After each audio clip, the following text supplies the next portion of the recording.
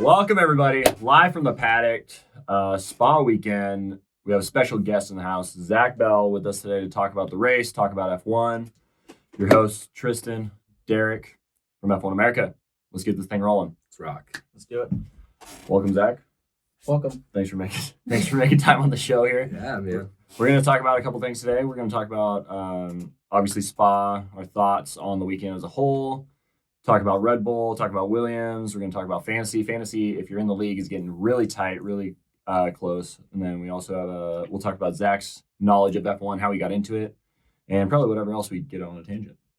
Yeah, I think even just the season as a whole, we're coming up to summer break. So it's kind of like a nice midpoint for the season. Mm-hmm. A lot of teams are starting to make it from the midfield and just creep their way up. Nobody's quite on par with Red Bull. Yeah. But things in the midfield are really shaking up, and I think that'd be fun to talk about too. Yeah. So should we get started with Zach? Yeah, let's do it. Let's do it, man. Well, introduce yourself. My name's Zach, from California. Just here with Tristan and Derek. Just getting on the show, so this is pretty cool to come here and do this and just speak about F1. So this will be pretty cool. So what got you started in F1? So I'm a racer at heart.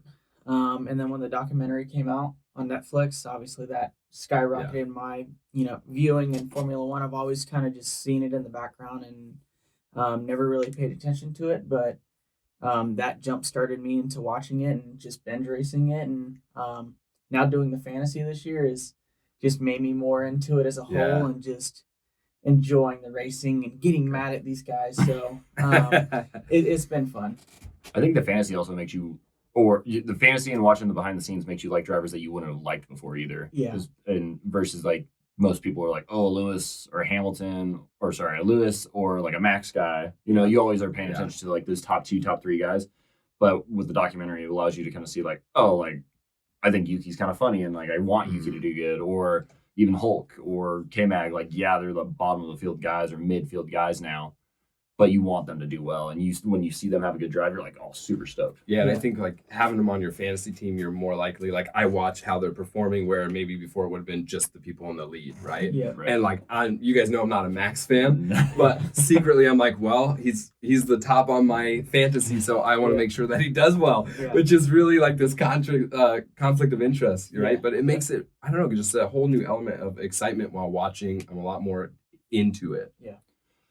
I think, speaking of Lewis, since you're a big Lewis guy, he's been driving good, and the cars seem to have a lot better performance. I did hear in the post-race, we were watching that right before we came over, the post-race stuff, that they brought a lot of upgrades this weekend. Not the full package, I guess, but they brought a lot of upgrades. I don't remember which ones. Mostly they were, like a rear wing Okay. and new side pods. Yeah. I didn't even notice the side pods. Yeah, so the side pod's like completely redesigned, and the ducting is the biggest change. Yeah. So that's the biggest, and then the rear wing obviously was like a low downforce for this track. Yeah. So we could dive into the race. Let's start. I want to get ahead of myself, but let's start like just the qualifying sprint weekend at Spa, which I thought was a weird weekend to do a sprint, a weird track to do a sprint at. But it was cool to mix it up, right? Yeah. My biggest complaint about Spa, though, is this time of the year, they always have it. It always gets potentially rained out. Luckily, we actually got to see it race this weekend, but was it last year, 2 years ago, when they got rained out? And Zach won't let me live it down when George got his honorary podium on Williams. That's right. Because he was the only one to get a clean lap without rain. But it was cool to actually see a full race at Spa. But yeah, what are your thoughts on Spa, qualifying, practice, all that? I mean, this, like you said, this weekend's kind of weird for it when they do a sprint. And then, an early race for us where it's, early, we don't know if the race is going to get canceled. So we're up, we're excited. Yeah. So overall, the weekend was good. The track panned out to be really well in the rain yesterday in that sprint race, and dried out fairly quick. So I knew today if there was going to be some rain that the track would still be raceable. It's just those guys in that spray. Yeah. If you're not out front, it's going to be a hard weekend. So I thought it was good. Obviously, Max Verstappen is just an animal. But it was good to see Sergio kind of put it back, where he belongs, and also see those McLarens just keep building. And I think that's what they need. Yeah. I'm stoked to see McLaren get better for Lando's sake. I'm still kind of holding my breath on Oscar. He's definitely been performing really well the last 2 weekends with whatever upgrades they did and whatever they figured out with the car. my biggest thing I keep telling everybody in our group chats and stuff is I want to wait till after summer break and we'll see if he can really uphold it. I mean, he drove the wheels off that car in the sprint, which was sweet to see, and they're getting the performance. But it was so weird the sprint. So Oscar drives so well in the sprint, Lando drives so well in the sprint, or in qualifying too, right? But then in the race, Lando was like struggling the first half of the race. Yeah. Once they put him on soft tires, he found a whole new set of pace. Yeah. But it was definitely really, really slow start. And obviously, Oscar ended up having to DNF. So, yeah, not the best performance as far as like race. But last weekend, they performed really well in the race. Yeah. So they've shown that they have race pace. Yeah. They're showing that they have one lap pace. Honestly, I would say, other than Aston Martin's beginning performance of the season, I would say these guys are the next people to really step it up as far as huge progress. Yep. So definitely, again, I swapped Aston Martin and McLaren on my fantasy team because they're starting to step it up a lot. Yeah. I really didn't like Oscar in the very beginning. I didn't have anything to go off of other than he kind of jumped ship with Alpine, and I was like, I don't know, maybe his loyalty's not really there. Maybe he's young, maybe, Yep. But honestly, he's driving really, really well. Yeah. He was cheaper than Lando, so I put him on my fantasy team. Otherwise, it would have been Lando. But, Yeah. I mean, he did really fantastic in the sprint. He's qualifying really well. So he's showing he can do wet weather amazing. Yeah. Isn't Mark Webber his like manager or mentor or whatever? Yeah. I saw a rumor going around that there might be talks with him going to Red Bull because obviously Mark Webber was a big Red Bull guy. Yeah. So I heard that might be in 25, I think. I also heard that Red Bull's looking at Leclerc.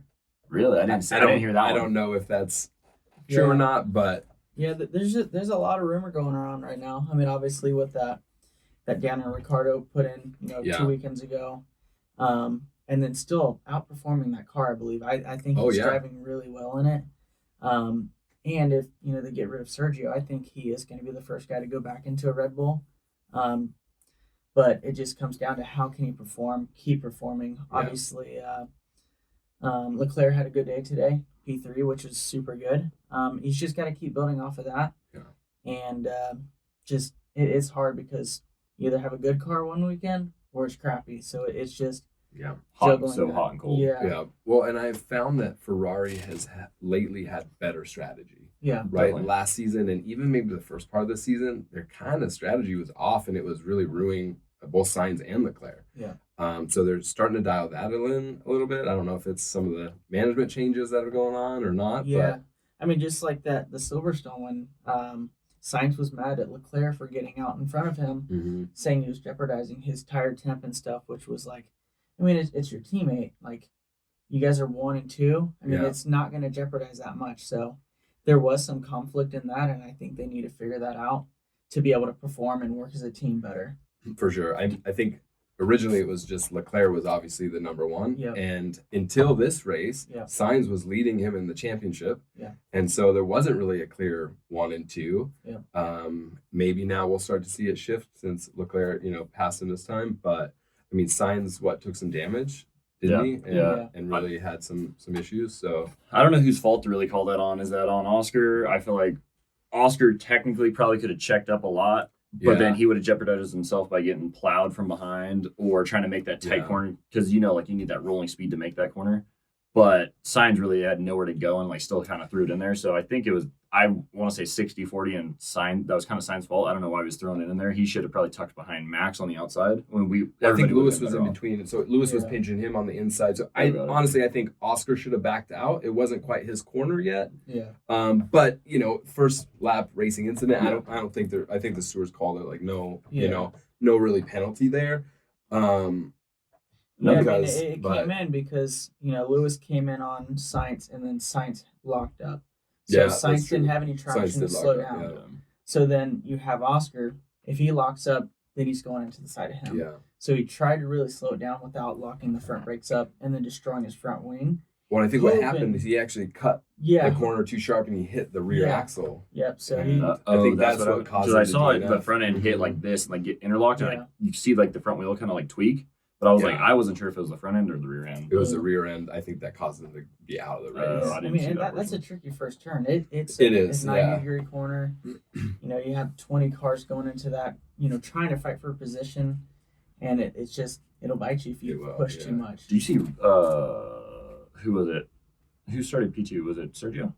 Yeah, Sergio started P2, right? Yeah. And Yeah. you see him off the start, he makes like a hard right to cover off Yeah. whoever it Lewis. was. Yeah, Lewis. Yeah, And he goes like immediately out the gate and swerves. I was like, holy shit. yeah. But speaking, those guys already had history on the weekend because Lewis tapped him in the sprint, right? Yeah. And Yeah. I think that was kind of just a racing incident. I don't think necessarily, as much as I don't like Lewis, I don't think he necessarily deserved a 5-second penalty, Yeah. especially when Sergio's out. I think you look at it, any of the penalties, right? Like, did that guy get an advantage and run away? But like Sergio's out of the race, his car's broke. Like, why are you going to give him a Yeah. penalty? It's not going to help Sergio at that point. Yeah. It's not making it even at that point. It's like, okay, cool. Like, he started 2 positions back now versus Sergio's still at the back of the grid. Yeah. Or, you know, or DNFs. So, Yeah, definitely, especially at the time, I felt like the penalty was really harsh. Yeah. I didn't think it looked like Lewis really just rammed him, you know, but I will say, seeing the damage after, I was really surprised by that little nudge, how much damage was actually on the car. same thing with the So- McLaren. Same thing with Sainz's car. Like, it didn't look like they hit that hard, and Sainz's car was tore up, and then obviously they had to retire it. I was Yeah. surprised how long he went, though. Yeah. But He did better than Perez Yeah. yesterday, Oh, for yeah. sure. Yeah, but, I mean, because like when Hamilton and Perez hit, it didn't look like anything. Perez kept going, and then we see Perez just dropping, and we're like, is there really something that bad? Saying he doesn't have any traction. We thought it was a puncture at the beginning, right. but it just happened to be a side pod, just having a hole And in the it floor and losing, damage. yeah, Yeah. losing the aerodynamics and And now he was losing pace before that Yeah. incident, so I don't think. I mean, Lewis obviously would have had him, and I think others would have caught him. It just wouldn't have happened as fast. yeah. But yeah, I mean, McLaren's been killing it. Both guys have been killing it. Oscar, really bummed to see him leave.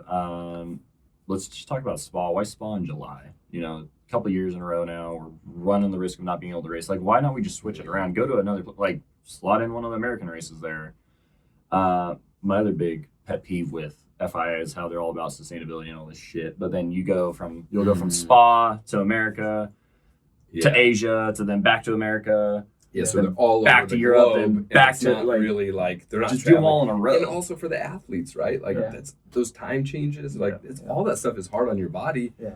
And when you're trying to perform at your peak, like those little things do matter. And I mean, teams get there early enough that they can usually acclimate. Right. But still, then you might have back-to-back weekends or one weekend off, and like you said, they're wasting a lot of energy and money, and traveling all over. They can definitely piece it better. Like, okay, the Americas, okay, like South America, okay, Yeah. and all those things. Yeah. I'm not really sure what the reason is.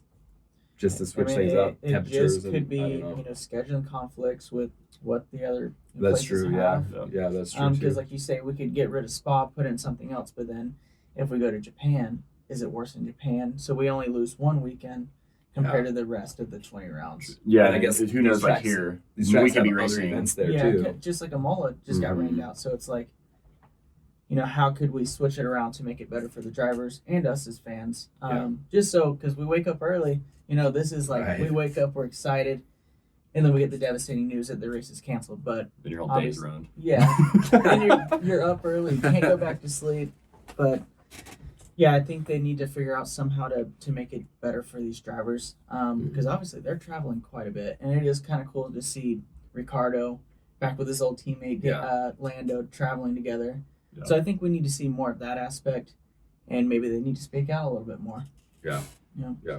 I will say too, speaking out, like F1 drivers and golfers, like they're the most candid people. Like they will tell you, like, I suck today, or my equipment sucks today. Like, we just don't have the speed. And I think other sports should like adapt for that. And I think NASCAR is pretty good about that too. Like NASCAR will be like, yo, we just didn't have the car today. I think racers in general are better about that than, say, like football players, right? Yeah. And because I guess any individual sport, you have nobody to blame but yourself, other than team strategy. And there's always a little bit, but football, basketball, those guys are blaming everybody else. Yeah. Generally, right? Because there's 20 other people on the field with them that they can blame. Exactly. Now it's like, no, if you're not performing, it's on you. You can't just say, this or that, you know. So being able to own up for that responsibility, I think definitely is high. Yeah, let's talk about McLaren. Obviously, I'm wearing a McLaren t-shirt right now. But it is cool to see their progression. Yeah. I feel like each weekend, I think Lando and Oscar are working super good as teammates, as a team as a whole, and to kind of push each other to get closer to that first place. Because I really think Lando can take the fight to Max if his car's good. I think he's the guy right now to put it to him.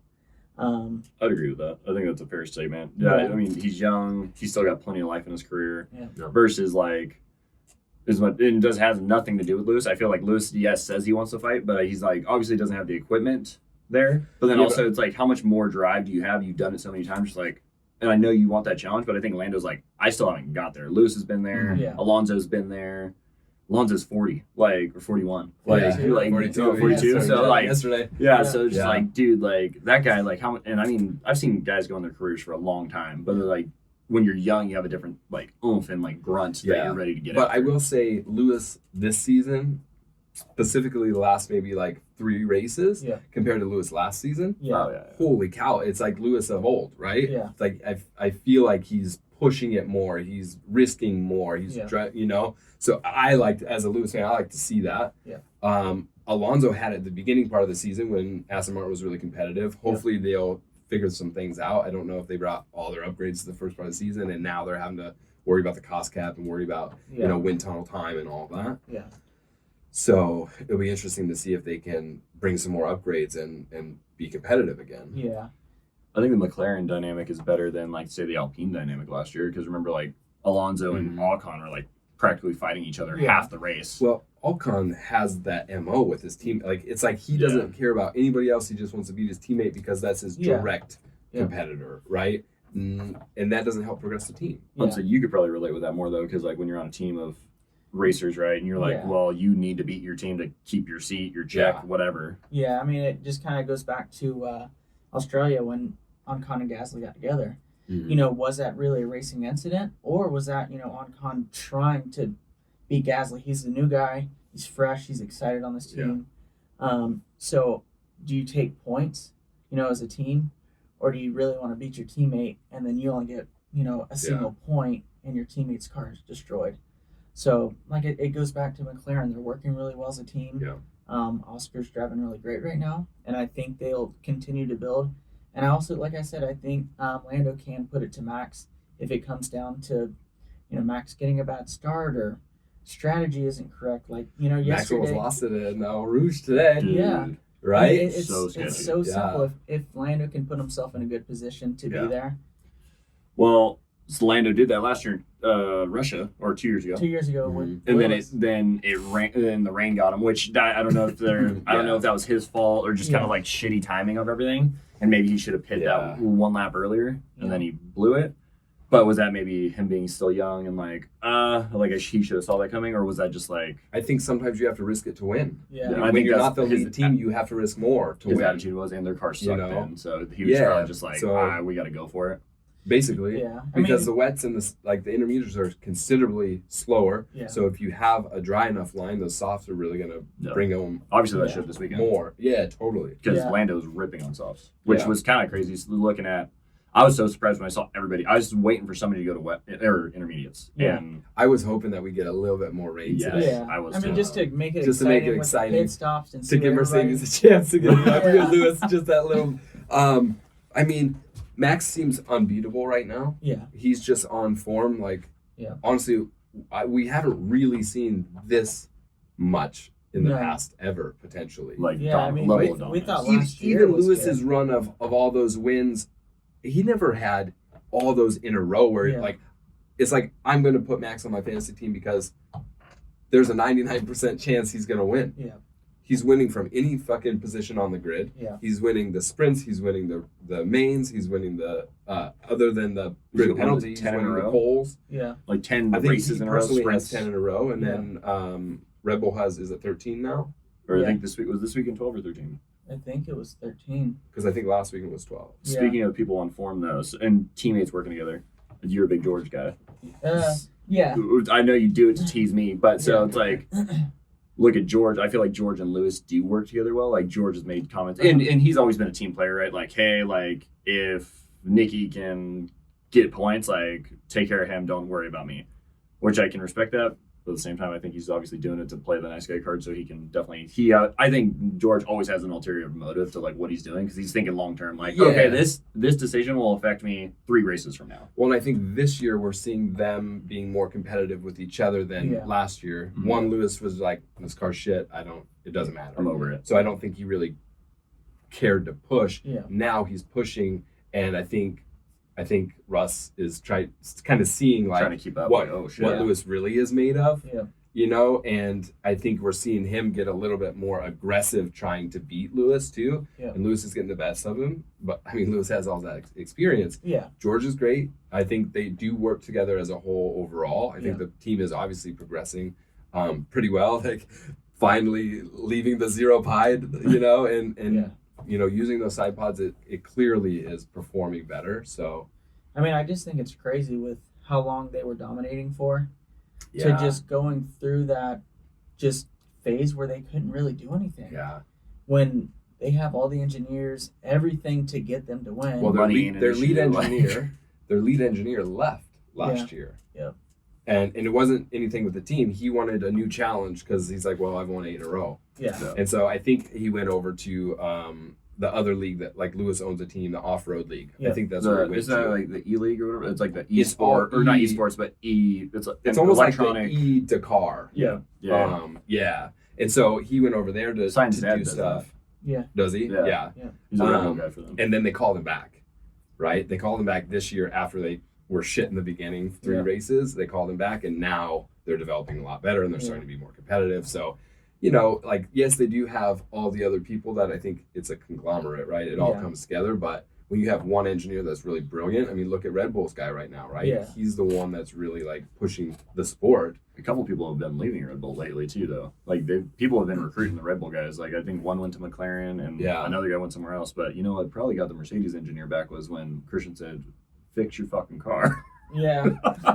He's like, oh, I think it was a couple races after that. Yeah. Hey, so can you come back in? Do you think we need to fix our fucking car? Yeah. My question is though, like, do you think Don't tell George me, is already feeling the Bottas syndrome? Like, he will always be second fiddle to. I don't think Last year he didn't really see it because he's like, oh yeah, dude, I think he even finished ahead of. He finished ahead of Lewis most of the time because he was used to driving a shitbox. So, and that's my theory the whole time. Like, George can drive a shitbox. Lewis has to have like the perfect car, the perfect setup, right? And I don't know if there's some. I feel like Chad would be a good example. Yeah. Like Chad is so tweaking on his moto stuff. Like if Chad's bike's not on, like he hates his life. Yeah, Chad Reed. Yeah, so you don't perform well. You're not gelling with the day. Mm-hmm. Everything's just shit. Well, then mentally you're not in rhythm too, right? Yeah. And I think that was Lewis last year, where he's like, why do I even try? Yeah, I'm not even. There's no point. Yeah. Like, let me see. I'll progress the team. I'm not going to worry about myself right now. Yeah. And then I think Russ is now starting to see. Okay, Lewis still has it. Yeah, I'm not as good as I think I am. Maybe. Yeah, like I am the second, but he's obviously good. Even when he stepped in for Lewis when he had COVID, in 2019, or I guess 2020 it would have been. 2020, and he almost won that race. Yeah. Other than tire strategy, like fucking up right, he got that puncture, and like, so he obviously can drive a good car too. He's good. But yeah, he might be. I mean, I think he's starting to see. Do you know how long his contract is, George's? They usually do 2-year contracts. So it should be up for negotiations now. Yeah, and I think Lewis is up for one as well. Yeah, but they haven't said if he's signed. They always do that though. It's all this drama. Silly season. He's probably happy where he is. I think he is. Yeah. As much as the rumors are like, oh, he's going to jump ship because he can't handle like not being good. I'm the one spreading that rumor, by the way. Yeah, you are one of those. I don't think that's the case. I think he has really good rapport with them. Dude, that straight line speed on the Williams is pretty wicked. They are good. I mean, Mercedes backs him in all of his off-track endeavors. Yeah. Right? And that, I think, was the biggest contractual issue, is that he wants them to like double down on how much they're giving to his other stuff. Yeah. Like his nonprofit stuff. Yep. Yeah. I think if there's enough money thrown at him, though, like say, because I don't know, what's max contract, like 30 mil, 40 mil, something like that. So I think if Ferrari just came at him like, we'll give you 100 mil. But I think he's gonna be like later. I think Mercedes is giving him a bigger contract than even Max has. I thought What I I heard heard. that too. Yeah. So I mean, nothing's Max in has 2 writing that I championships. know, Lewis but has 7. yeah. I mean, how many race wins Lewis has? Yeah. You know, these grand slams, just everything as a whole. Like it, he should be getting paid more than Max. I don't think obviously Max is dominating right now. Yeah. But I still think Lewis is still a better driver. Like get him a good car. Yeah. It'll be 2021 all over again. Right. And like they say, Lewis lost the championship because of that last race. No, there's races before that. For sure. Baku, when he Yeah. fucking didn't turn off magic. Oh, and yeah. I mean, that was clear. Max was already out, Yeah, right? They had a tire puncture, sent him in the wall. yeah, He could have just slid in. He could have just Dude, settled and for Lewis was top like 10. easy in the lead. yeah, Like that race would have turned it around. Like, I think it's so controversial because of how it happened yeah, versus, yeah. that it did happen. Yeah, And you guys know it's like a championship's not won in one race, but Yeah. it's lost in one race. Yeah. Right. So And yeah, when you go back and forth, I mean, there's plenty of races back in 2021, and we beat the dead horse with that. yeah. I don't know. Do you think Max sticks around? How long do you think Max sticks around? Let's go with that. yeah. I say another 5 years for sure. I can see Yeah. it. I mean, if he keeps getting sassy on the mic, dude, Today. Ooh. yeah. I mean, What was it? Oh, let's do a pit stop training or something like a pit stop practice. He's like, no, we don't need to do that. yeah. I mean, Yeah. dude, the guy's out front. Yeah. There's no reason that you have to go for the fastest time. There's no reason Yeah. you need to do, these certain times each lap. Well, You're and winning by 20 seconds. Also, last year he had the championship wrapped up, and he wouldn't even let Checo take a 6th place from him to get Yeah. second in the. championship. I yeah. mean, look, Max is good. That there's a lot of reasons like those ones as to why I don't like him. yeah, It's nothing to do with anything else. Yeah. Even the battles against Lewis, like yeah. I mean, it's I because of that. I liked his attitude. build up to his first championship year, and then you just start to see I'm the best, so Mhm.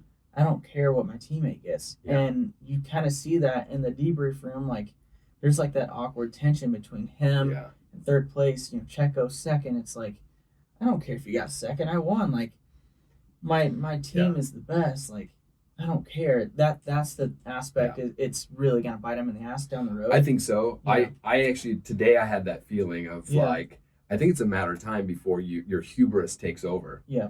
And because you've gone without getting bit in the ass for so long Yeah. that you think you're invincible. Yeah. And it's just a matter of time before like he almost lost it in Eau Rouge. Yeah. Right? Do you think those big wrecks like at Silverstone when him and Lewis got together, like those big get-offs that like he probably should be banged up from, but he still came back and he won the title, but he was still competitive the next weekend, right? Like that was a pretty terrifying crash. Yeah. He could have easily been like rattled from that. Yeah. Do you think like because he's had a couple big wrecks or like when him and Lewis are stacked on top of each other, that was probably pretty crazy too, even though it was slow Yeah. motion, it was kind of scary. Like, dude, the car's like on top of me. Well, Like, hit Lewis. Yeah. Yeah. His or- car was on top of Lewis. Yeah, so he's up Yeah. in the air. He's like, Ricky Bobby, I'm flying through the air. Oh, God, this is not good. Do you think something like that may also gives him that kind of arrogance and cockiness? Like, I can hit a wall. I've hit the maybe. wall. I've won everything. Like, I don't give a shit. I'm the baddest dude here. I mean, he's always been kind of aggressive, right? Yeah. I mean, it's always since he was even the second seat at Red Bull. Yeah. You Well, know, that's like- why Daniel doesn't have a seat anymore at Red Bull because they kept taking each other out. Right. Like Ocon syndrome. Like, Mhm. but Ocon was kind of allowed to get away with it, or like Max was allowed to get away with it. Ocon, they just got rid of it. Kind of same thing. Like Alonso. I also heard Alonso never got a contract. It was all verbal, so he never got a contract put in front of him. He wanted to stay there. Oh, really? I saw that like Yeah. last week that Alonso said like he's like I would have stayed with Alpine, but they gave me like a handshake, not like an actual contract. So like, what am I Yeah. gonna do? I gotta look out for myself. I mean, it was a good move for him. Yeah. So far, obviously he's doing especially. way better. Yeah.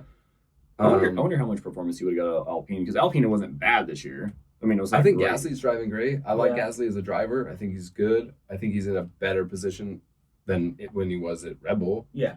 You know? Yeah. I mean, you see the sprint race, a third, and that was a Yeah. good fought third race or third place. Yeah, it was so- on merit. Yeah.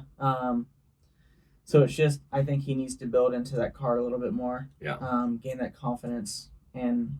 I And they think he'll need to be- bring some upgrades. Yeah. I mean, their whole staff now is like changing. Yeah. Yeah, so 'cause that I could was be just gonna good. say the team principal just Yeah, left. Upmeyer. Yeah. Yeah. Yeah. which I think it's been a long time coming. I think they could have got rid of him Yeah. sooner. I don't think he's a bad guy. I just No. don't think he's that next level that the sport deserves. Getting needs. the most out of the.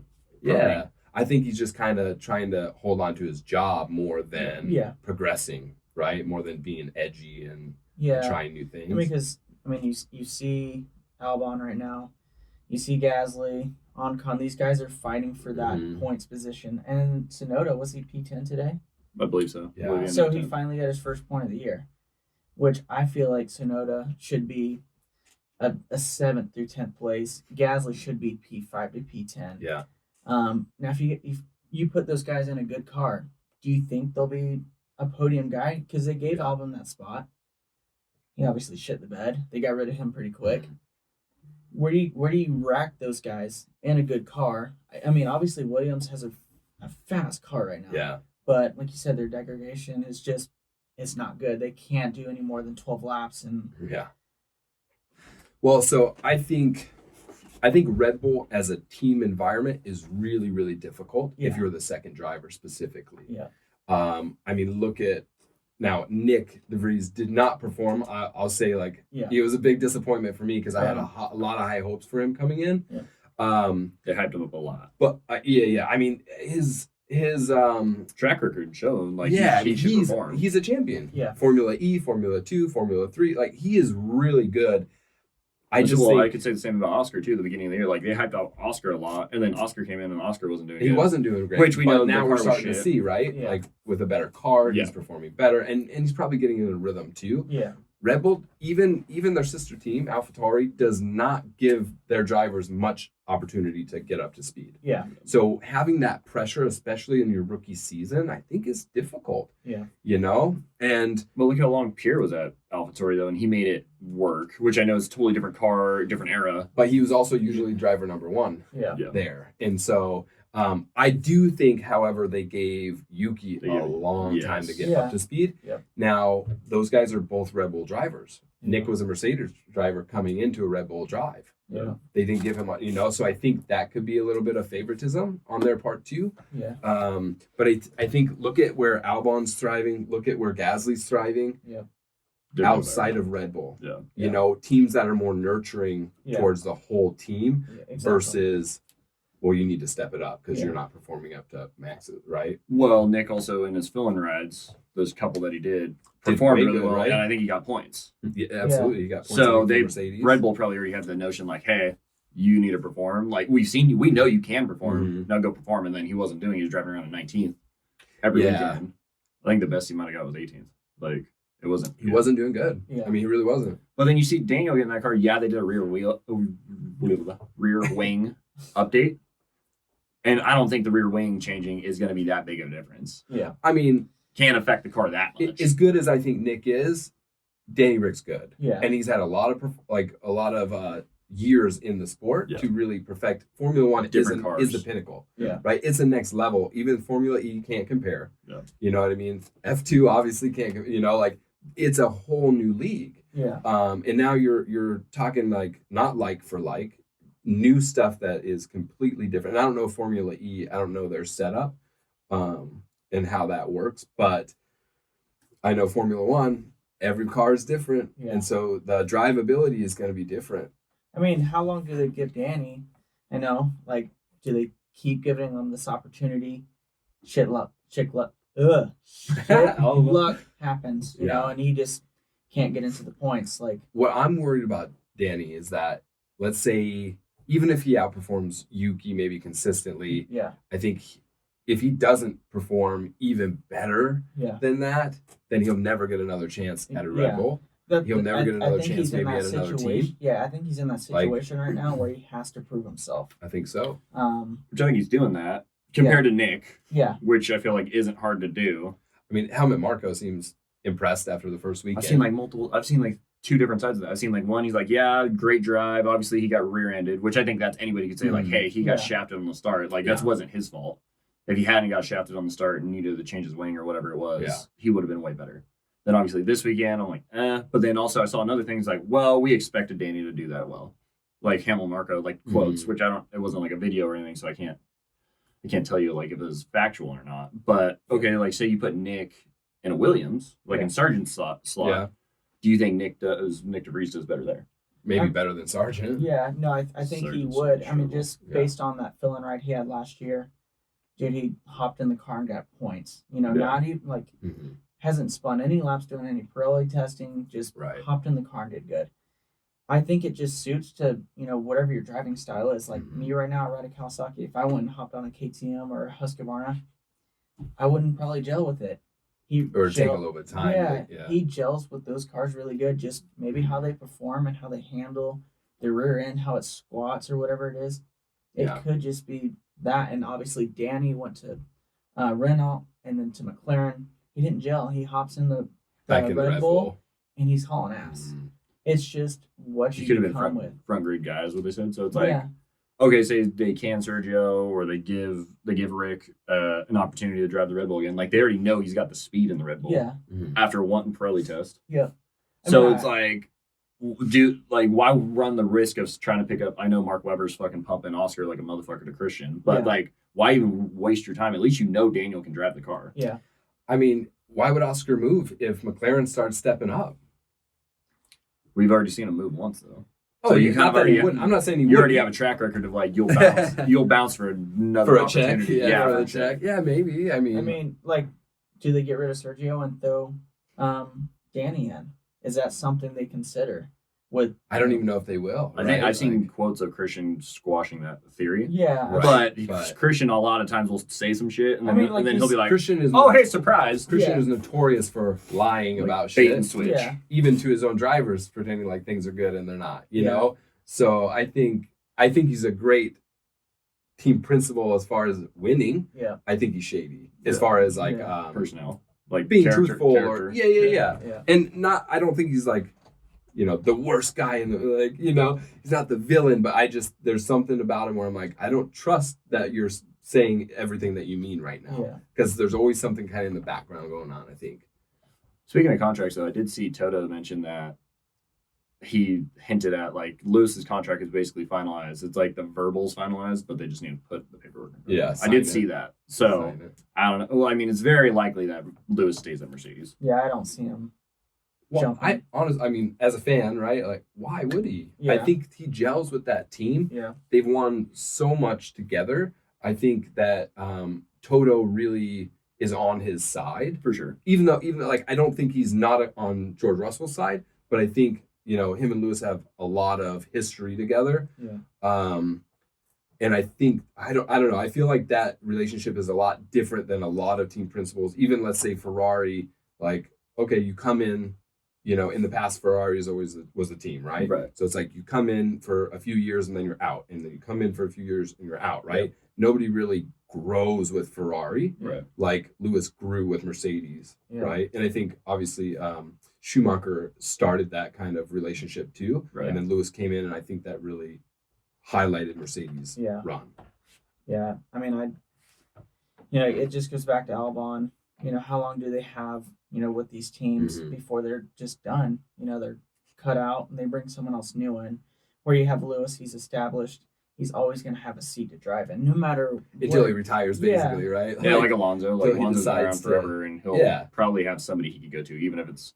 Well, sure, Alonso retired and then came back, right? And I think that was all his choice. Yeah, I mean, like, do they take out George and put Albon in? Because you saw George kind of make points in Williams. Yeah. Where you see Albon now consistently putting it in. Yeah. Do we think Williams has changed a lot in the new ownership and then now the new team principal? Yeah. Right. And that team principal came from Mercedes. Yeah. So I think he learned a lot through all those. He was with them for 8 championships. Yeah.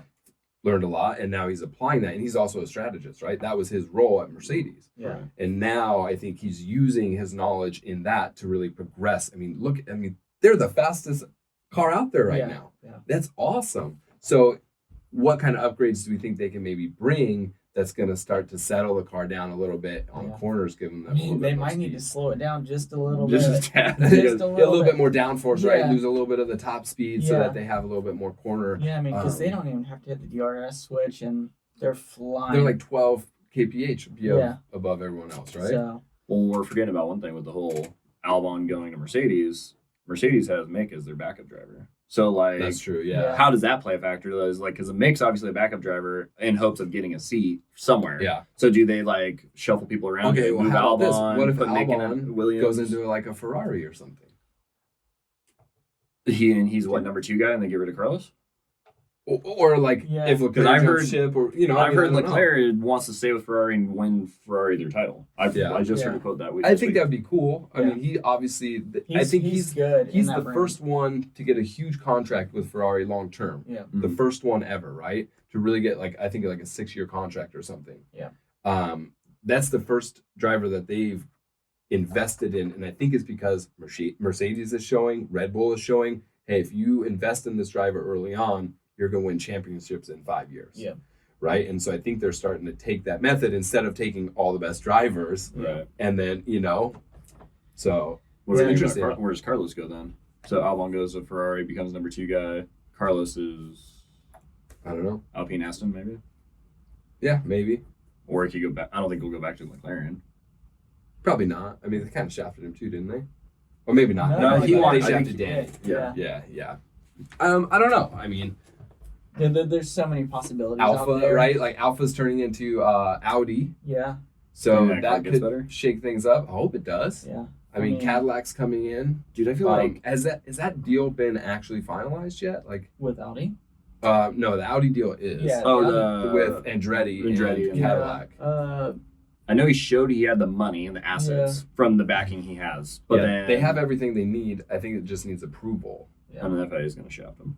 I hope not, man. I hope not. It'd be cool I to see mean, another team, a new team. Another American team too. Yeah, Yeah. I think with as much hype as the sport's getting in America, we're the only country that has 3 races. Yeah. Right? Like that's pretty big. And I think they're the biggest theatrical, maybe other than Monaco or like some of those really but like, Vegas I think is going to be huge. Vegas might compete with Monaco. Yeah. Well, Monaco's Which- a shitty race. I to don't watch. even We like talked about Vegas that. as a Yeah. city. I don't know. Maybe it's because, we live here, we're Right. close, whatever. Yeah. But it's like, I guess from the rest of the world, it's like a huge, cool place. Yeah. I don't know. I think I it's mean, a shame. I hope it races well. Yeah. And then just brings more attention to the F1 scene, and we get noticed, doing this stuff and Yeah. putting it out there, Yeah, and exactly. because people don't see this really. If we get our names out there and see this, what we're talking about, it's gonna go a long way, For sure. and it's just crazy. Like, Well, I think one of the best races, Circuit Americas, is like a great track, like for this size car, because we talked about Yeah, before, like we how talked about big the F1 cars are now yep, versus what they used to be. Like you've been to Monaco and you've seen how narrow the streets are, Yeah. and just watching the race. Yeah. The modern day F1 car sucks to watch at Monaco. Yeah. It's a qualifying race. That's as long as you It put down a does- heater. It does suck. I love the history. It's always been like my dream place to go since like yeah, even before I was in the sport. I always wanted to watch F1 there. Yeah. Right. But I will say, although this year we had the most overtakes that we have in maybe the last Yeah. Due decade. to the rain, right? It was raining, right? Or it rained out. No, I don't think it was Or raining. was that it last just year? was like last year. Last year. yeah, Just I think the cars are getting more able to pass. Yeah. Right. Like more able to stay behind. The DRS is having yeah, a better effect because the dirty air is less. Yeah. So, but I don't know. They are big. I hope they make Vegas wide enough to make it Yeah. a good street circuit. It's like Yeah. Baku's pretty good. Obviously, they have a couple tight sections, but Baku's one of the ones that is very wide, so you could pass. What's another street circuit? I don't know. Was it the one in Singapore? Singapore. That was pretty Yeah. wide too. I mean, Miami's not terrible. yeah, Miami's not okay. great. Yeah. What else is there? Yeah, Baku. I mean, all of the first like 7 races were all street circuits. I Yeah. think this year. Jedi, but Yeah, that one's pretty wide, but it's just really fast. Yeah. So fast. Yeah. I like Jedi. I do too. Yeah. But obviously some pretty wicked crashes there too. Yeah, with Mick Yeah. a few years ago, that was gnarly. Yeah. What we talked about Williams being like killing it. Red Bull just I don't know. Like is Red Bull gonna go on a run until 2025 basically, or until 26 when they change the car again?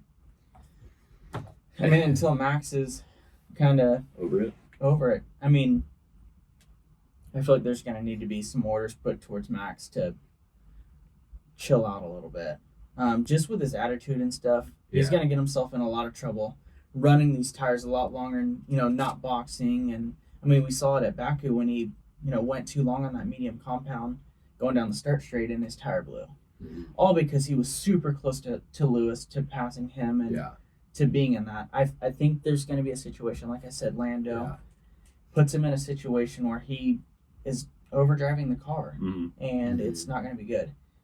Well, yeah, and like, I mean, like, as impressive as it is to be 20 seconds ahead on a sprint race, yeah, you know, like you can win by an inch or a mile. It doesn't matter, right? Like, so be smart about it, because he's just trying to show how much dominance it's like an alpha show, right? And that's been his career. Another reason why I don't really like him as all of that. I think he's a great driver. I think he's got too much bravado, and that one day it might bite him. And kind of like I don't know, like almost like Ricky and Stu weren't this bad. But you know, like when they're in their prime, like they know they put in the work off the track. They know they put in the work on the track. So it's like kind of like when Stu and Ricky talked about like when they would toy with each other in Supercross, like James would just be like, let him go and like wait for him to fall. It's like I think Max is in that state right now that he's like, I put in the most time on the sim. I've trained the hardest. I drive the hardest. So I'm the baddest. And I think to an extent, any athlete has to have that confidence to be like successful. Like you have to believe. And if you believe in yourself, you can like literally just destroy everybody. But I think it does get to a point where at some point. I mean, because, dude, honestly, he could be doing the most out of everybody, training harder, in the sim a lot longer, and these guys are half-assing it, and he's just putting in that much extra work when the cars could be practically the same. You know, like Sergio could be sitting on his ass in Mexico drinking a beer right now, and Max is in Belgium training. It could come down to that, where Max is just like, I'm going to run with this while I can and put in that much extra work. So I don't think that he doesn't deserve to win. He's obviously putting in all the time, and he definitely deserves it. Red Bull deserves it. But how much is enough? Dude, like, you don't need, like, what if you blow up the engine? What if you do the stuff? Like, well, we haven't seen that much this year. Any kind of engine failures? The reliability has been really, I know they've done precautionary stuff, right? They pull the motor and then he gets a grid penalty or whatever. Like he just had, is that the first one we've seen gear this change? Year? For him, I mean, for Red Bull, for sure. Is that any team though? Is that the first grid penalty for an engine team? No, because I think Lewis took a grid penalty, unless that was just an FIA penalty. Never know what those FIA fucking hates Lewis. I mean, I guess we could take a vote on who's gotten the most grid penalties this year. Who do we think? Oh wait, wasn't it Gasly in one race or Ocon? Ocon got it like 5 in one race. Dude. There was that meme going around. It's like, Ocon at the next race is going to be starting negative 15th because he's already got too many grid penalties. Starting backwards. I don't know, man. I think at least until the car changes, Red Bull's going to be pretty dominant. And I also don't think Red Bull's going to be off. That one, their engineer looks kind of old though, so I'm curious how long he's going to stick around. But at the same time, it's all mind work, right? It's not like it's physical labor. So you're wondering, like, how long will he? Is he going to? I think people at Red Bull will be like the guys that stay there until they die. Like, look at him, going great. Marco. Like that some bitch looks like he's about to kick it into the grave himself. Like he's digging his hole. Dude, he's still there. Christian's had a huge career with them. I can't say for sure, but it's like 15, 20 years. Like 08 or something like that. Like you see the pictures of him when he was there as a kid, basically, it looks like. And to what he is now, it's... And he's been principal for a long time there. I mean, all kudos to him, because he's really grown that program. And you have to go up and down with that too, right? Like you have to go get through the good and get through the bad. Like all the other teams, all those runs, like 4 championships in a row, and then like the dark trough they were in for a while. They were like most other teams, like they're still like second, third, fourth principal. Like look at Ferrari, they canned their principal, and he was there 3, 4, or 5 years, and they're like, nope, you're not cutting it. Can't get us a title later. A couple other teams. Now Ottman's there, and I mean he's been there 3 or 4 years, because the only reason I know that is because of Drive to Survive, because he was in the beginning episode of that. So Ottmar's drive. What is that? What is this note? Daniel. Oh, Daniel. We already got I mean, hopefully he just keeps wheeling. I think so. And get closer to that top 10 position. He seems a little bit more hungry now. Get out of that that shit luck where you're running over the race line and having to go Oh back. yeah, I mean that's what happened, right? He got his Dude, he- lap deleted. Yeah, he would have been 6th. So He was doing real well, so I think he's driving well. yeah, Dude, it was like inches. It wasn't even that bad. yeah.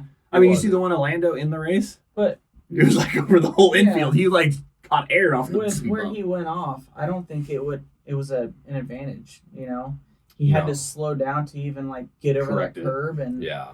so I mean, there's stuff like that where I think that's like The Yeah, FIA needs maybe to it call it shouldn't have been better. deleted. Well, we've always given the FIA shit for being inconsistent. Yeah. I will say at least this year they're being consistent. Yeah. If you're out of the white line, you're done. You're like, yeah, I just feel like and, they're and like over the top now with everything. but I mean they have to stick. if with you had a what wall they're- there, you yeah. wouldn't be able to do it. Yeah. Right. You know what I mean? So I like that they're being more strict about it. Uh-huh. I don't like the drivers calling people out for it. I Yeah. know that's pretty lame. So that section's called El Rouge. El Rouge, yeah.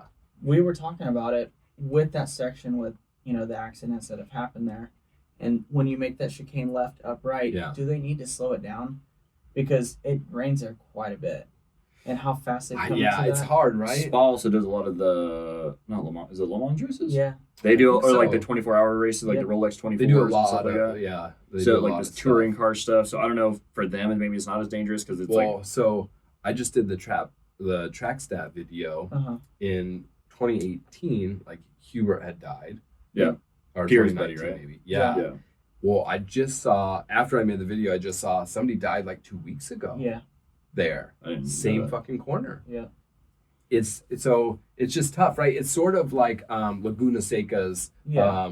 The Cyclone or whatever it's called, like the Twister. What I it's forgot called, it's like that super gnarly off camber right left. Uh-huh. Yeah. Yeah. So it's sort of like that in the like what it does to your body, especially at top speed. And Yeah. I think it's really cool.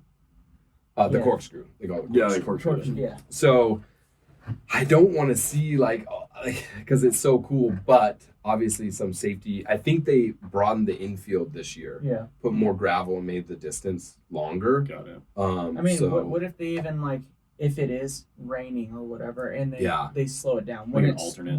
when it's dry, they hit the normal line. Well, when we play F1, which I know it's not even the same thing, but you like can get and fathom and kind of like put your piece together, right? When you're doing that in F1, you're literally clicking through there Yeah. and you're like cranked. And I'm like, even though it's a video game, I'm scared like, oh, I'm on the edge. Oh, yeah. And because you Feel it. feel the car You like can lift and feel it. compress, Yeah. and like if your it's- tires are off, you have to lift or you're spinning that Yeah. corner. Yeah. Because it comes down. It compresses. Even not even like in, Yeah. even at the top of Eau Rouge, Yeah. yeah. right? Like you're- and that's where a lot of them are losing it. Yeah, you're pulling so many G's, and when the car finally lifts Yeah. and then gets on that wet surface, they can't do Yeah. anything. Well, because what your downforce Yeah, your down- is yeah. also lifting at the top of that hill, Yep.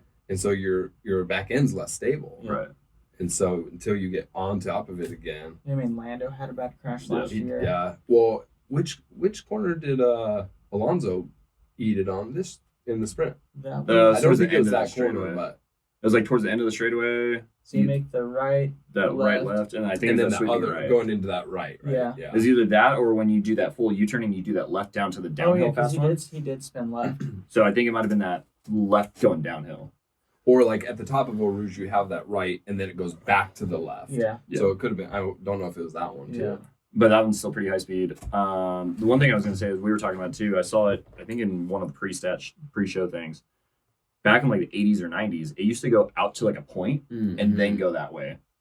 Instead of going like a quick left right, it would make it like the same left, but it would keep tracking up, and it would make like a hard right. Yeah. Which I know they changed, like tracks update, and they It's actually things. changed a lot. Yeah. Yeah, so I think that honestly would be better because then it forces you to slow down more, and then you still have that straightaway. You're still gonna hit 2 bills going down that straightaway. Yeah. Like Yeah. they're Put a doing caution 202. sign there. That probably Flashing Yeah. lights. Oh, that'll stop them, speed right? bumps. Like, what's the track where they have those foam pieces, and if you go out, you're supposed to go in between the foam, and like people just go right through the foam? The Italian one, what's his face one? Yeah, Daniel. Daniel one. Is it Is that Monza? No, is it Monza? Is that Monza or Monza? No, it's That's Monza. Monza, yeah. yeah. Monza? Yeah. Like right at the start, you make that hard right where Lewis parked, or when Max parked on top of Lewis. If you go straight, it has those like Yeah. signs. Yeah, and then like they'll just blow those. Yeah. Yes. Fantasy. We talked about fantasy a little Talk bit. about fantasy. I think some of us got shafted. Some of us did well this weekend with the whole McLaren thing. I did not. Only one I had was Lando, so I think I did okay. Yeah, you Um, did decent. Yeah. I didn't have. I think I did 95 points. You did good in qualifying. You had like 105, I think. Yeah, I had like a little over 100 yesterday for sprint. So I had like 139 or something. yesterday. Did you use a chip? My chip was like just put double points on whoever's Oh, the lead, 3 so it times or didn't whatever? matter. No, I didn't do the 3-time one. Yeah, I just did. Huh, duh, that's a lot. Damn. That's like our Yeah. race. Well, that's like after the sprint. So that was Yeah. the qualifying and the sprint. Yeah, with all mine combined was like 95. Yeah, I did, I'm crushing. I did autopilot chip, so it just automatically applies your DRS. That's the one. That's the one that I did. Oh, okay. Yeah. I had DR. I had Max. I feel like you're an idiot to not pick Max. Yeah. I had Albon because Albon's been really performing well. I forgot who else I had, but I feel like that was probably one of my better qualifying ones. Raina passed me again, so I'm kind of pissed about that. I think she jumped 2 spots. Dude, yeah, she's Yeah. in like 7th and I'm in 9th. I'm like, God damn it! Yeah. But This dude, will- the top 10 is like top 4. You said it's separated by like 5 The points. top 3 is separated by 5. I'm in 3rd, and I'm 5 points behind the leader, and I'm 2 or 3 points behind the guy in 2nd. But that was not including the race today. Yeah, So I think I got a little screwed with Oscar. Yeah. like the I mean- rest of us, 4th through 10th is like, I think you're pretty close too. You're at Yeah. 2,800 points, Yeah. and I'm at like 31. So you're Yeah. still like within striking distance with how Yeah. much racing we have. I Yeah. think I've only used 2 of the chips, so it should be good like this last half after the summer Yeah. break, and I think we'll see a lot of the drivers really put it to it, because I mean a lot of these guys have contracts coming up. Yeah, And a lot of the field. Yeah, so Carlos is one of them. hmm I think they keep Carlos. I do. I think so. I mean, Yeah. he's obviously driving. Other than this weekend, he's leading Yeah. Leclerc in the championship. So I think those two are really close. His qualifying hasn't been as good, yeah, but Leclerc's really good at qualifying, and then his race pace isn't as good. yeah. Other than this weekend, I think they showed up really It was well. just a racing incident. Yeah, incident. I Yeah, feel no, like for sure. there's a lot of teams like that. Like one driver's a great qualifier, the other one's a great like Hulkenberg. Haas is like that. Hulkenberg can get in the But Q3 all day K-Mag, long. like was K-Mag drives having the wheels good during the pace race. today, Yeah. and Did you see his kid? no, 9 months after he got his pole position, he has a kid. No way. Yeah, from last year. He got pole. You haven't seen that? No. Oh, it's that's great. great. He's sitting there holding a baby, and it says 9 months after he got his pole position. Mama must have been pretty That's excited. right. That's right. That's great. Celebration. Yeah, That's awesome. I don't know how I didn't pick up on that. That's great. That's funny. it's pretty cool. I don't know. What do you think they do with Sargent? Does he have a 1 year or 2 year deal? I'm You not should, sure. You should 2? have 2. Probably 2. Yeah. Dude, I don't Sometimes you know. do one with rookies. Must have been I a different mean- time because Nick Latifi was there for, I felt like ever. Oh my Go God. Tiffy? Goat Tifi, yeah. Yeah. What? Goat Tifi. Yeah. He's the goat. Oh, right. I don't know how he's at Williams for The so greatest at being awful and staying on a team for so long. Yeah. long. Dude, like you tell, like I don't know how. Like his agent's awesome. Like we need to go hire that guy. 'cause, Well, dude, so like, I'm pretty sure he comes from a lot of money. Yeah. And so they back a lot of the teams, and we know that that has a lot to do with Paul Stroll's still continuing to there. drive. Well, Stroll has actually been driving pretty good this year for the most part. Like he actually did drove really good He today. drove Yeah. really well today. Yeah. Actually, both Aston Martins did well. I was surprised because I thought they were falling off, and today hopefully they bring some back. Some Fernando's just so positive. He's just like, thank you guys for the pit stop. And I'm like, the Dude. first time in his career, because he's Yeah. been an asshole his entire I career. know. Like this year, he's so vocal about what is helping it? his Yeah. team. And like he said a few races ago, it's like they never enunciated that for him when he was on Alpine, when he was like trying to help Ocon.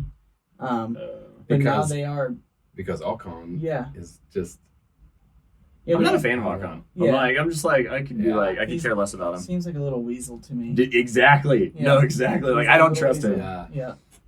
Jared, don't tell him anything. He's a weasel. Yeah. If you watch this, don't tell Ocon anything. I don't get the weasel feeling. I just think that he's so self Max, but not as centered, bad as like- Max.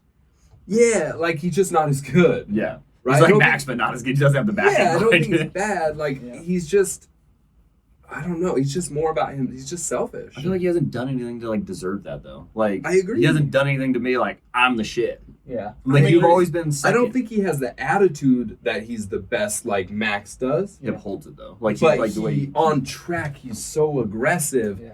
out Dude. aggressive than like, you know. Who did he pass today? Was it Albon or Yuki? Okay, that that pass Yuki, was that was so mint. gnarly. That Around was the outside. that Yeah, was, around the outside, back to the inside. I thought they Yeah. were going to clip each other and go into the gravel. Yeah. That was a It pretty was sick one pass. of the coolest passes I've seen Yeah. this season. We need to see more of that, and I think Yeah. we will. I think once these teams kind of get their cars, like I said, Start they taking a put- little bit more Yeah. risk.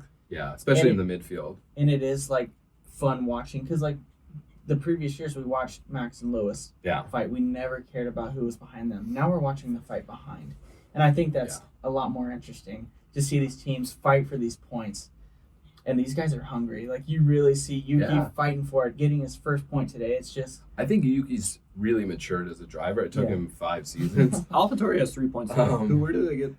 Was that? They already had. They had 3 points. Is that from today? Okay. So he's gotten. I I think he's gotten one or points two. before. I Maybe think it's that's sprint right. race. Yeah, Maybe. Yeah. I forgot about that. Yeah, he gets, and it's only 8 they pay up to, Yeah. right? I think the problem too before was like the cars were so spaced out before. Yeah. That like you weren't seeing these battles. You'd see Yeah. a battle Yeah. here and there, or is like the same team like Alonso and Well, Ocon. I were also battling. think that if somebody was challenging Max, we'd see a lot more of it. Yeah. It's boring, right? Yeah. Even when Lewis was out, let's say 2019, 2020, Uh-huh. we didn't see much of Lewis's race either because he's just miles ahead of everybody. And it's like, okay, so we started seeing more of the midfield, but now the cars are able to follow and all the racing's so much better. Yeah. We're seeing a lot more jockeying for position. I do think that the rules that the FIA have made as far as like car design and all of those, I think we're getting that as fans. Yeah. It's gotten better racing for sure. People are a lot closer.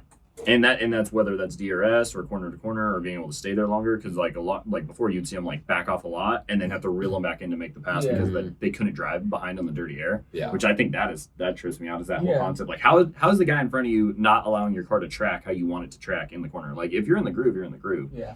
I mean, like you see yesterday in the sprint when they were on that the intern tires, they were hitting the wet spots again to cool their tires down, and it's like, as us, we don't see that. It's like, why are they going through the water when there's a perfectly dry line? Yeah. It's because they need those tires to cool down. They have to be a certain working temperature. If It's it's too high, crazy. too Like cold. when Max is saying my brakes aren't working, it's like, well, probably because you're going way too damn mock fast. Jesus. Yeah.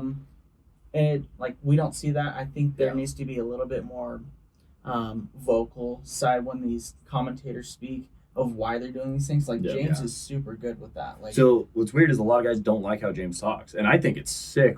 yeah, because, I like James' commentary more than Ricky because I think Ricky half the time like he'll say shit and like I mean you will pick up on it like 2 laps before he even mentions Yeah. it, or like you're like no that's not why he's doing that. Like obviously, and Ricky I think also does it to keep his like TV contract right. Yeah. So he kind of is doing his job, but James is really good at dissecting why he's going here or why he's doing that. yeah, how his bike setup is and how his bike's cornering and where his fork tube is, and it's like I think there needs to be more of that because when we look at it, they're like, why is he going through the wet line and Yeah. why are they doing this? Why are there flashing lights on the back of the car when a lot of these people are watching Formula One coming from for the Netflix first time or something. and they're yeah.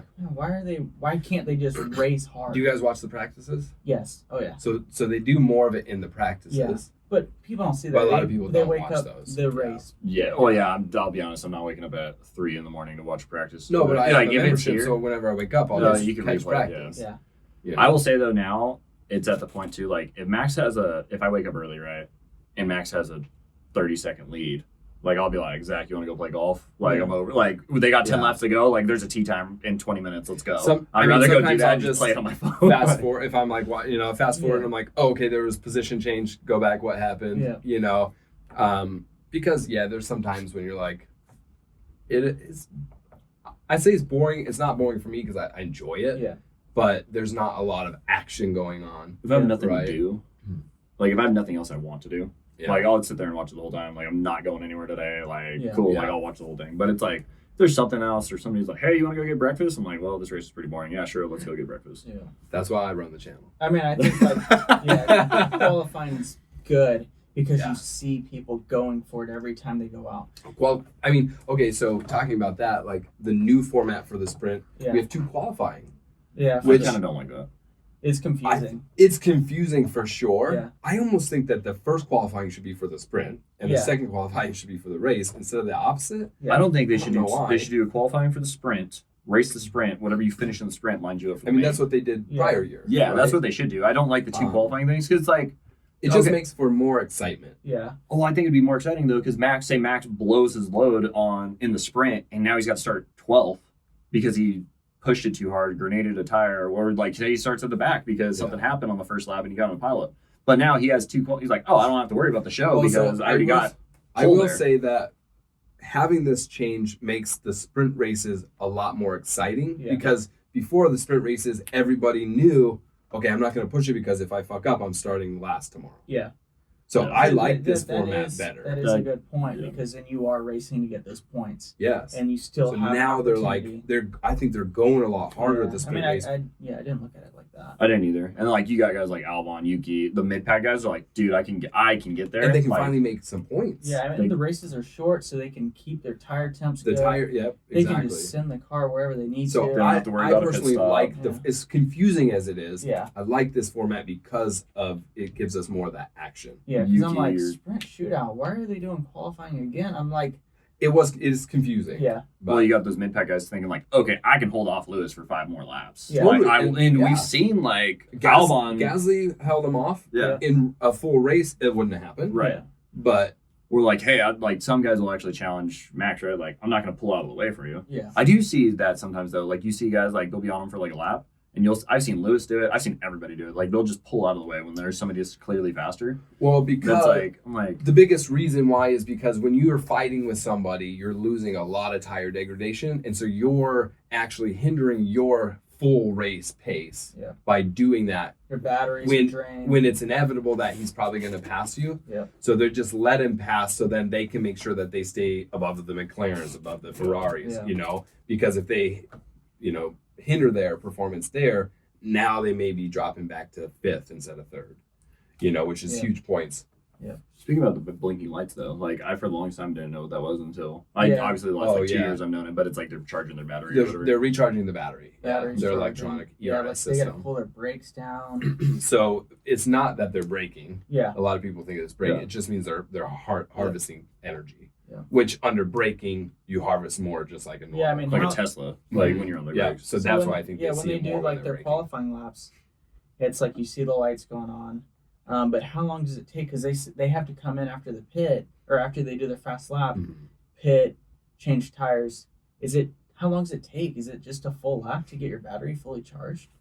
Well, I know in the game, like if we play with the version like you have press to pass on, it'll charge right, and like I don't think they're using it for the full lap. They do it in segments, right? Like obviously in a corner, it doesn't make sense to be punched. Yeah. So it's like on the straightaway, like I'm gonna punch it, and it's gonna be like okay, I'm draining 20%. You're harvesting. Yeah. So and it's gonna yo-yo back and forth, and then it's like as long as they have like. Because I think of when we play the game, like if you're punched all the time, it'll drain in like 2 laps. Well, and also like if you have, let's say, 1,200 horsepower versus 1,000, and you're going around a corner, like you can't use all of that going around a corner, so you turn it off because your throttle's going to be so much touchier too, right? At least in the game, I don't know. I would guess it's got to translate some. Yeah, and I think like when I don't know if you notice the guys when they're driving, they're changing their little knobs all the time. steering. That is so cool.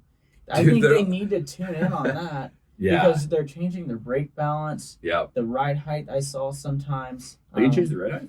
I think, or is that when they do their pit? Because you see the guy grab the little knob in the front normally. Yeah, and then twist it. Yeah, that's either ride height or their wing adjustment or something like that. They do change a lot of things in the car. It's crazy. And so I think I do think that you're onto something like highlighting how difficult it is to drive those cars because I think people watch. And they think, you just drive a fucking car. Yeah, like when they had the cameras by the foot pedals and how they're using their acceleration and their braking. Well, and like they talk about G-force. Yeah. I mean, they have similar G-force to a fighter pilot, right? Yeah. But they're doing it for 2 hours. Yeah. That's insane, right? Like your body takes a lot of force, so you do have to be super strong. And the amount of pressure that it takes to push the brakes is like 200 foot-pounds of like pressure. It's like your entire body. It's like you're pulling the yoke, and slamming on the brake every single hard turn. Yeah. And there's some of them have 20 turns in a lap. Yeah. Well, like I know you could do like brake balance, like you said. You could do diff balance. Like okay, you want it to pull more, or like whatever, because they're not all-wheel, right? They're rear. They're rear. Yeah.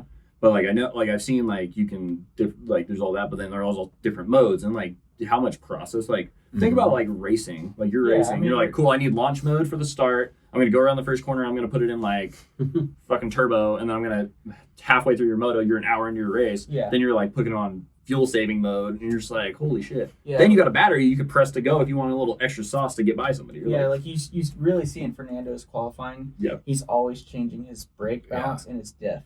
You see that. He'll go in.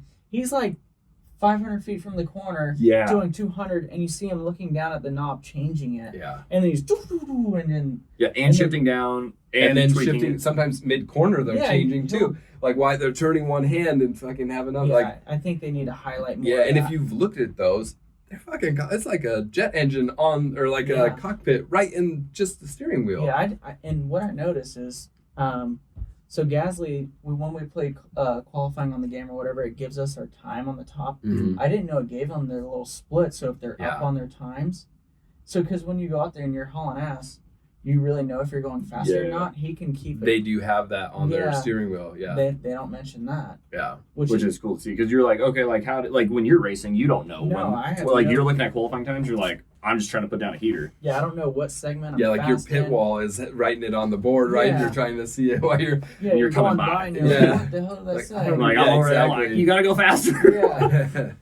So I think they need to knowledge the beginners watching Formula One, because you can get into it, like us. We're kind of experiencing it now, and when we see this stuff, it's like, why aren't they saying anything? This is pretty cool. Talk about that. I like nerd out on. I like all that stuff. And then when they how Lewis, like, I don't get why Lewis holds his hand up here.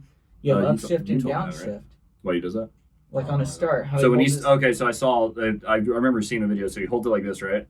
Because this is technically down. Yeah. So on the start, he holds it right there, so he doesn't go down. Yeah, So it forces him. Yeah, you would. I don't know why he does it, but like somebody's like, oh, so he can't go backwards. And I'm like, all right, he wouldn't have his hand on the downshift. I don't know why. Maybe that's just a signature thing, you know? Like, like Chad would always clap 3 times on the starting line. Yeah. It obviously works for him. Yeah. So, but I mean, athletes. I mean, every athlete has some weird, superstition, or just like a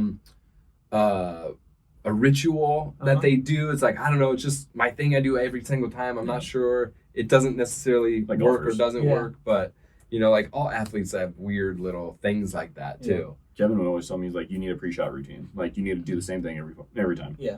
And like, you just get in the pattern of doing it, and then mine's changed over the years because sometimes I don't think it matters.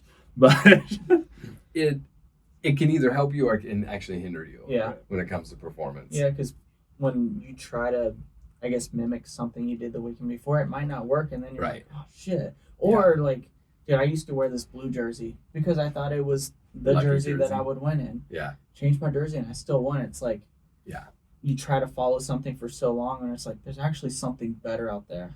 Well, it can either get you in the zone or it can pull you out of the zone.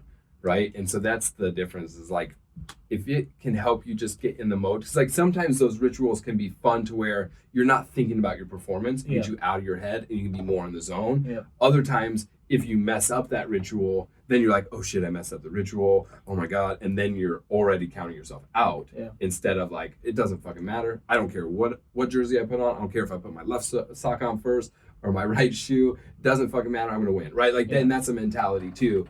You still might have some things that you do just naturally for like every morning you wake up and put your right sock on versus that's just what I do. I don't give a shit. I don't even think about it twice. Doesn't matter if however it goes. And it's just like when I go up to the golf ball, how you're saying I need to put it in the back of my stance. I'm like, I walk up to it and I hit it the same every time.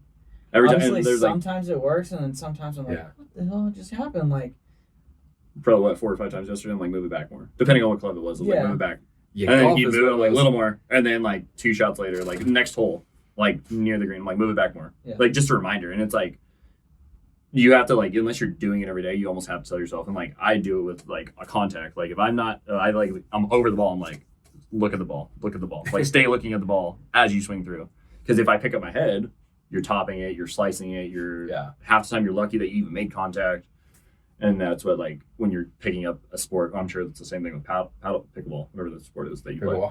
So it's like, I'm sure you, like, when you first started, like, you maybe might not have been super coordinated, or maybe you're like, okay, like when I'm swinging through. I'm an athlete, I'm coordinated. I'm peak athletic performance. What Danny said. Yeah. Sweat. What did he say? Something else, dude? Yeah. I can't remember what it is. Oh, that's probably good enough to end on. But we got one more segment. Is it Mary? Yeah, MFK, baby. Yeah. I like to say FMK. I don't know why because it's a gun FMK? brand. Like, Fuck, Marry, Kill? Yeah, gun brand. I don't know. Fuck, Marry, Kill. You don't have to do it I in don't know. order. Just give me. Oh, Yeah. we have to pick out drivers. Yeah, give me. George. Okay. Ooh. You got George. Okay. Let's go. Oscar. Okay, George, Oscar, and Give me a. Kimi Räikkönen. No, That'd be on the grid. Did we do on the grid this year? give me I like think we do on the grid, yeah. Like Yeah. current grid. Albon? Did we do Albon for somebody? Who's somebody we haven't done? We did do Albon for somebody. Hulkenberg. I don't think we've done anybody for Hulkenberg. Okay, let's do Hulkenberg So what Hulkenberg? do we say? Hulkenberg Oscar. and George. and George. I'm gonna have to kill George. just as of recently, like he's so into himself. I can approve this message. Yeah. Cut! Yeah. That's a Like highlight his reel. Tommy Hilfiger, just his Dude, little he's bouncy been hair when he's walking. Blowing the Lewis swag so Oh, hard, yeah. like, oh my god. I'm gonna have Do we have to, a new diva? I'm gonna He's have to pretty fuck Hulkenberg, That's good. That Yeah. hair, huh? dude. Oh, I just that had it. hair. I just had the hair, and I just got a haircut, so now it's not that. And then marry Oscar, Oh wait, so you're banging Hulk, banging Hulk. Oscar. You're marrying Oscar, Yeah. fucking Hulk, Yep. killing Jr. I like it. I can Done. do that. Yeah. Really? Well, Ed, why you marrying Oscar? I'm just curious. Any reason? He's young and he's hungry. Yeah. Not Australian, but has nothing to do with that. He's Australian. No. Okay, just one. I mean, Hulk's probably one of the better. I mean, Raina says she's got a boner for Hulk all the time, and I'm like, hey, I mean, Hulk's got great hair. He's classy, but he's also like I think he's a good looking guy. Yeah, edgy. Yeah. No, for sure, I can appreciate that. And K-Max is like not a bad looking guy, No, but yeah. K-Max like the opposite, so it's Yeah. super weird. Like K-Max got the beard, but then Hulk, like I don't know who's older or who's younger, but like they're probably both the guys. best looking guys in the grid. Like Yeah. Haas is the best looking team in the grid, I think. Yeah. Yeah, because I'm trying. Yeah, I my don't dad know. has a theory. Does That- Bottas still have his mullet Bottas mullet was pretty wicked. Yeah. and Look like stash? Cam Smith. Uh-huh. Always Always naked in the creeks or something. yeah. But I was talking about this with my dad back in the day. He's like, no F1 driver's like bad looking. Like they're all good looking guys. Do you Well, notice that? Yeah, but so we've talked about that because F1 is a sport that you have to be marketable. Yeah. You have to sell products, right? Sex sells. Yeah. Like, so you have to be a marketable person. Yeah. I think that's like Max isn't a good looking guy. I'd say he's probably like he's not good looking. Yeah. Did you see his sister's kid? No. Looks just like Max. Pulls It looks just like some Alabama shit. I know, it looks just like Max. You need to find it. Oh my goodness. It's a young Max. Oh, that's funny.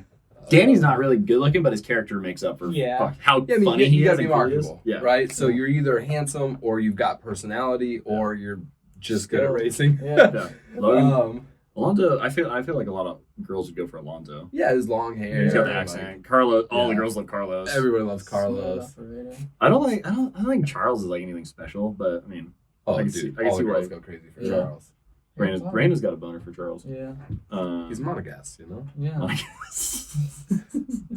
George, I can see. Everybody loves a yacht, you know. Yeah. Yeah, thoughts, baby. George is. I could see why girls think he's attractive. I think he's a dork. Yeah, I mean, just of recently, I Yeah. liked when he first came in, but now I feel like he thinks he's so good. Yeah. His girlfriend's like pretty cute too. Like she's not bad looking. Yeah. Who else has got a good looking chick? Lando had a good looking chick for a while, and they split. Oh, I heard Charles and his chick broke up. Yeah, I saw that. No, there's somebody else that just broke Yeah, up, Charles and his girl was a few months ago. and then Lando's right after that too. Yeah. And I then don't know. Have you seen I'm like out the of full circle of dating like loop. all the F1 drivers dating the same girl or whatever? No. Or the sisters or? I know No. that like Max took Latifi's wife. Yeah. Oh yeah. Yeah. A couple of years ago. I don't know if he's still with her Yeah, or whatever, but yeah.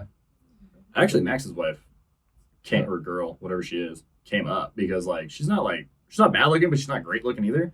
I'm like, fuck, you got with Max, you got like the guy that's making like some serious coin. Like you Yeah. came up in life. Yeah, but like he's probably an asshole at home too, you know. Oh yeah. Oh, actually, no, isn't Max's chick? Her dad used to race F1. Yeah. Oh, Pinkett. maybe yeah. The one that said the right. racist comments PK? or whatever. Yeah, it was. that's right. That's right. Nelson PK. Yeah. Yeah, that's right. Is it bad? I don't even know who that guy is. I've never even heard of him. I mean, he was one of the greats like of Okay. his time. Yep. But Was he like before maybe Senna and stuff? one-time champion? I think he was around that era. Yeah, Schumacher. Schumacher Senna. Yeah, like, yeah. Was Schumacher? That's one thing. Like, was Schumacher on such a dominance like how like Max and Lewis were? Yeah. Because I didn't watch it as much, and it was obviously I was really young. I could go back. Yeah, he was. Like he was like just smoking everybody, right? Like when he was on, he was on. I know there's sometimes like he would get close or like he'd finish second or whatever, but like. Yeah, I think his reign was similar to Lewis's, right? To where like consistently winning a lot and Never winning missing a podium, championships. basically. Right, but not like winning every fucking race like Max. Yeah. Not getting every single pole like Max. Yeah. Right? Like obviously Lewis has like crazy stats, right? I mean, he's got more first place or more poles than the entire grid together combined. Granted, the grid's a little young now. Yeah. But still, I mean, you know. Yeah, And I think that's more good race for Formula wins. One right now too. Yeah. Because you Obviously have revamp. Fernando going out soon, and you just have all these young guys like ready for a championship. So and I that's think- what I was curious. You know, we're talking about maybe potential driver moves and things. Uh-huh. I don't watch F2 enough right now. I probably should because of this channel to do that. Yeah. But I'm like, man, well, who's up and coming in F2 that we need to be looking at? Yeah. I know Leclerc's I was brothers gonna say that's doing like the decent. only one I. There's another guy that I know is pretty good. There's an Asian driver that's really good, and I think he rides for Red Bull. Oh, I've heard that he just won the. I think so. Yeah. Yeah, I know who you're talking about. So he's really good. And then one of the drivers who didn't really make it in Formula One, but he's been a backup driver for a long time. I believe his little brother is really good. And I think their dad raced too. Got it. I just, the last name's kind of fleeting me Yeah. right now, but. I feel like Leclerc is going to be the next guy you see come up from the rookies.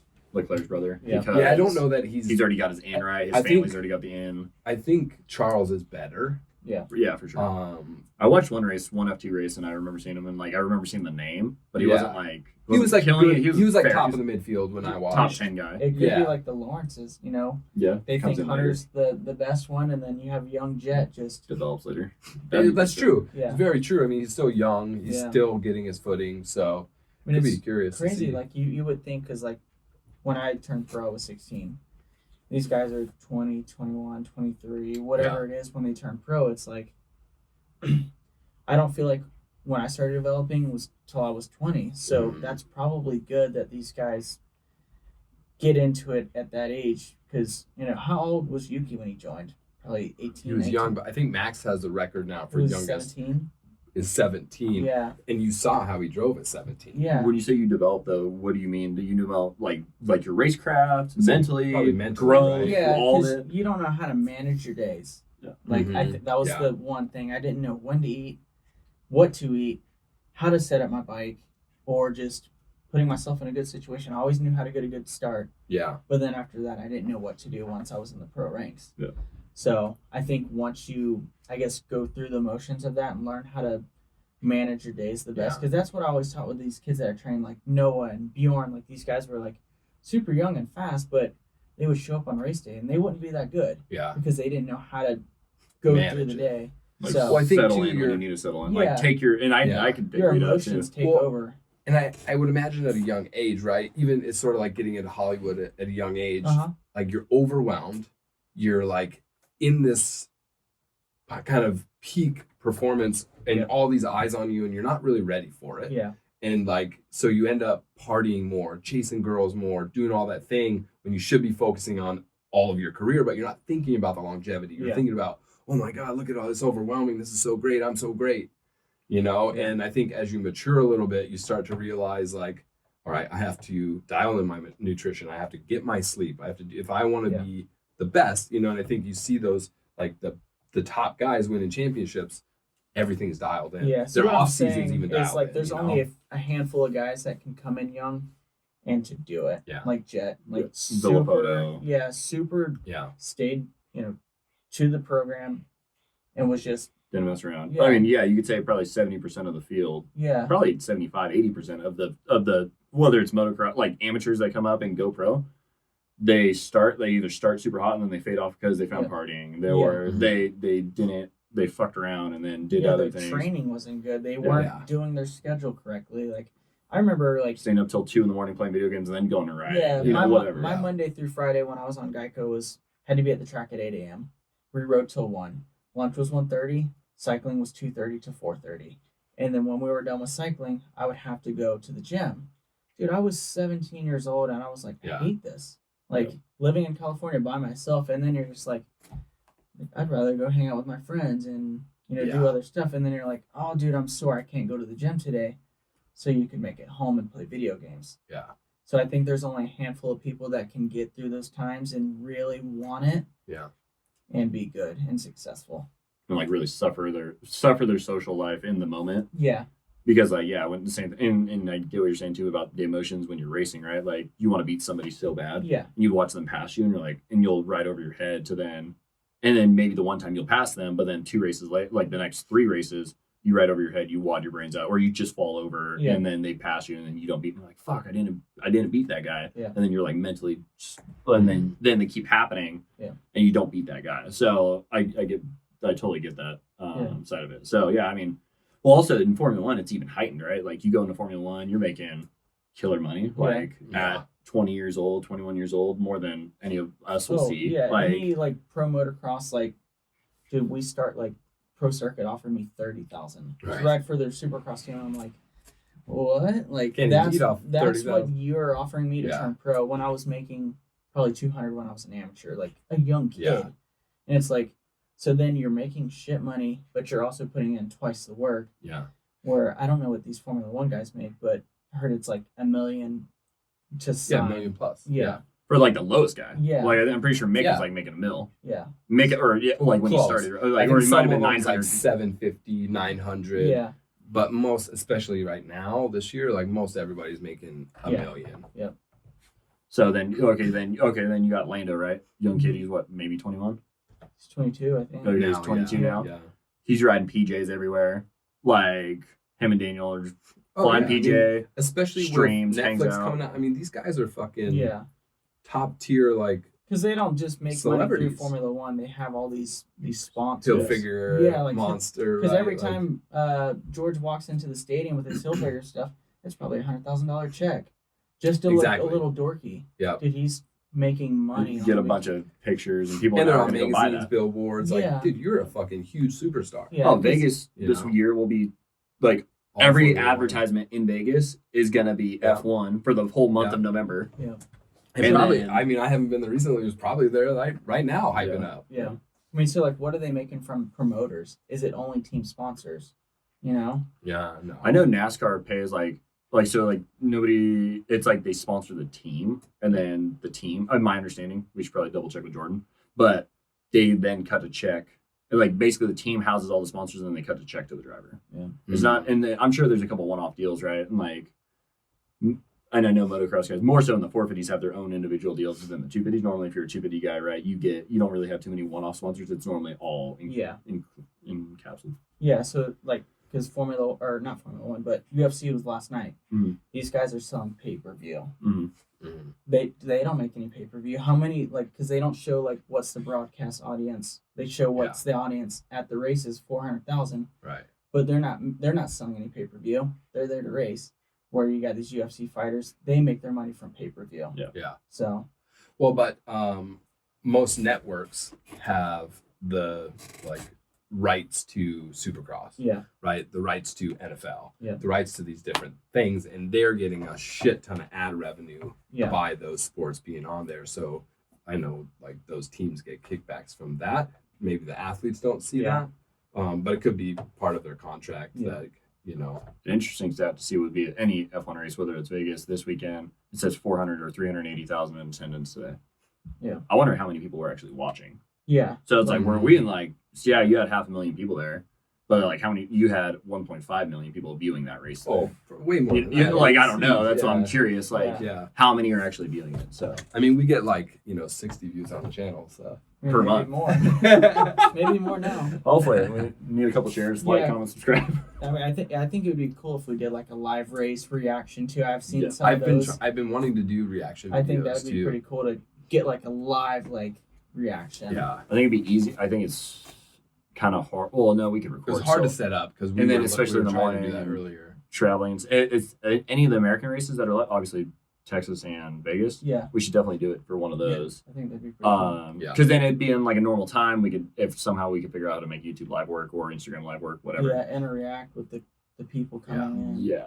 So And somehow stream like it Well- off the laptop and have 2 cameras or whatever, splice it in. I don't know. How you So do that. that's the difficult part because I've been running into a lot of copyright issues Oh yeah. with F1. So I've been researching a ton, trying to figure out like even reaching out to F1 to say like, how can I get like rights to, you know, like how much Yeah. would it cost me to get rights to use your content? Because I'm doing everything for fair use for YouTube. So legally they can't really get it taken down. Yeah. Like I could fight it Right. and get it put back up because I'm repurposing everything. F1 said, we don't want you to repurpose our stuff. Which I don't get So that it's like, because well, so many other but channels then are that's doing plagiarism, That. Yeah. right? So I don't know. Again, like because we're a small channel, it's hard for me to say, well, hey, look, like we're giving you all these views, you know.